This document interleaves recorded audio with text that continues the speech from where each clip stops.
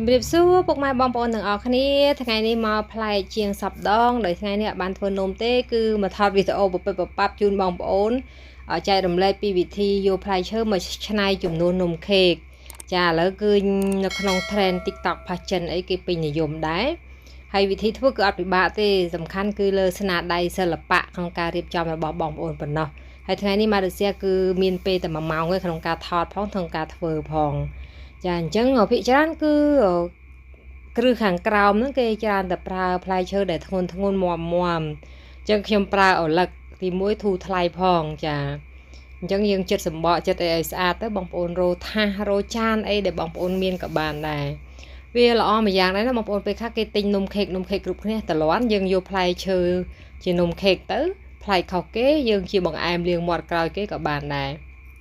ហើយចំពោះផ្លែឈើដែលតុបតែងនោះគឺតាមយើងចូលចិត្តចាជាពិសេសយើងគួរតែជៀសវាងផ្លែឈើណាដែលចិត្តសម្បកហើយវាឲ្យខ្មៅចាអញ្ចឹងដាក់ក្រូចដាក់អីចឹងទៅតាមរដូវកាលដែលយើងអាចរកបានបើយើងមានលុយអីច្រើនយើងអាចប្រើជា strawberry ជាផ្លែឈើរាងថ្លៃក៏បានឬយើងយកផ្លែឈើធូរថ្លៃក៏បានដែរសំខាន់លើការរៀបចំទេអត់មានអីពិបាកធ្វើទេអ្វីដែលសំខាន់គឺស្នាដៃសិល្បៈក្នុងការតុបតែងរបស់បងប្អូនពូកែប៉ុន្មានចាអញ្ចឹងខ្ញុំក៏មិនសូវជាប្រសពអីប្រហែលដែរហើយទៅពាំងបាយជូរគឺខ្ញុំចិត្តជារៀងថ្មិញអាណាដូច្នេះយើងហែកចេញមកដូចផ្កាដែរស្អាតម្យ៉ាងដែរណាជាងការរៀបចំតុបតែងលើយើងទេចង់ដាក់អីរៀបចំតាមនឹងទៅភាគច្រើន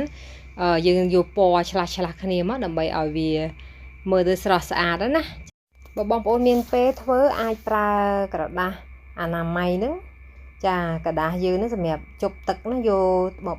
ជូតផ្ដិតពីលើផ្លែឈើយើងដើម្បីយកទឹកចេញកុំឲ្យមានហៀទឹកមានអីណាព្រោះផ្លែឈើយើងទុកយូរនឹងមានទឹកអញ្ចឹងដោយសារខ្ញុំអត់មានពេលទេខ្ញុំប្រញាប់គឺខ្ញុំអត់បានក្រដាសមកជូតជប់ទឹកទេហើយបងប្អូនមានចេះឆ្លាក់អីក៏អាចឆ្លាក់ជាក្បាច់ផ្កាក្បាច់អីដាក់ក៏បានបើអត់មានទេដូចខ្ញុំមានប្រដាប់សកត់ផ្លែពុំនំហ្នឹងមានរាងផ្ការាងផ្កាយរាងអីទៅខ្ញុំយកមកសកត់លើផ្លែសកានាគខ្ញុំនេះដើម្បីបានជារូបរាងផ្កាអញ្ចឹងទៅមករៀបចំតុបតែងពីលើហើយអត់បញ្ហាទេបងប្អូនយើងរៀបចំបើអត់ស្អាតយើងអាចដកដូរទៅដូរមកក៏បានដែរ